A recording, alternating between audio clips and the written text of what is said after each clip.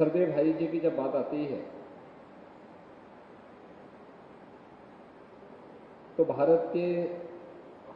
धार्मिक और आध्यात्मिक जगत की कोई भी ऐसा कार्य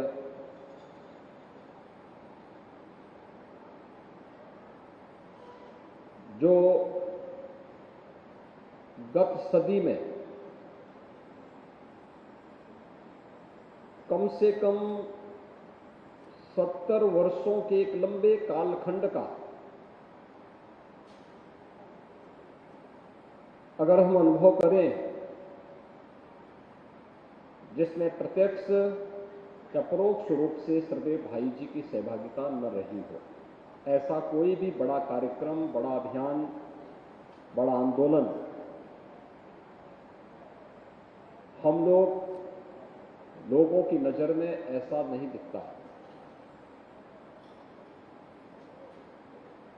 और गोरखपुर को तो उन्होंने जैसे अपनी साहित्यिक साधना का ही केंद्र बिंदु बना दिया था। 1927 में कल्याण पत्रिका का गोरखपुर से प्रकाशन होना, कल्याण के आदि संपादक के रूप में अपनी साहित्यिक साधना के माध्यम से उन्होंने न केवल कल्याण के माध्यम से बल्कि सनातन धर्म से जुड़े हुए सभी वैदिक साहित्य को, पौराणिक साहित्य को गीता प्रेस के माध्यम से प्रकाशन, उसके प्रचार प्रसार, हर घर तक वैदिक साहित्य और पौराणिक साहित्य को पहुंचाने का कार्य और कल्याण को हर घर तक पहुंचा करके कल्याण केवल एक आध्यात्मिक और धार्मिक ग्रंथ न बने बल्कि यह पारिवारिक जीवन का, एक सद्गृहस्थी जीवन का एक पवित्र ग्रंथ भी बन जाए, मार्गदर्शिका भी बन जाए। यह मुझे लगता है कि गत शताब्दी में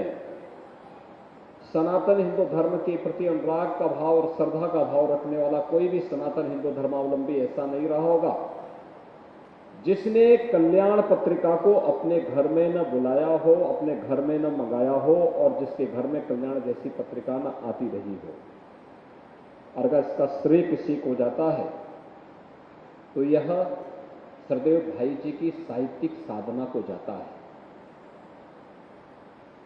साधना का एक पक्ष होता है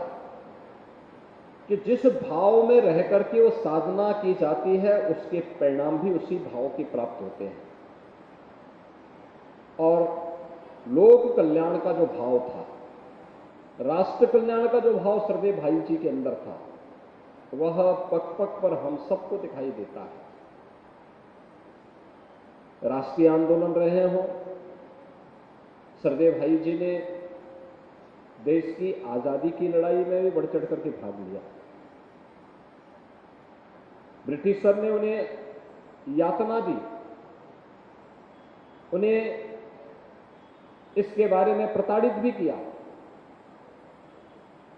हर तरीके से कल्याण की पत्रिकाओं को उन्होंने जब्त भी किया, उनके मार्ग में बाधक भी बने। लेकिन अपने समय के भारत के स्वाधीनता आंदोलन का कोई भी ऐसा प्रमुख नेता या कोई भी ऐसा प्रमुख क्रांतिकारी नहीं था जिनके संपर्क में सरदेव भाई जी न रहे हो, उनकी गतिविधियों में बढ़ चढ़ करके भागीदार न बने हो। आजादी की लड़ाई में और साहित्य साधना के माध्यम से इस अभियान को आगे बढ़ाना है, इस ध्येय के साथ वे भी निरंतर कार्यरत रहे।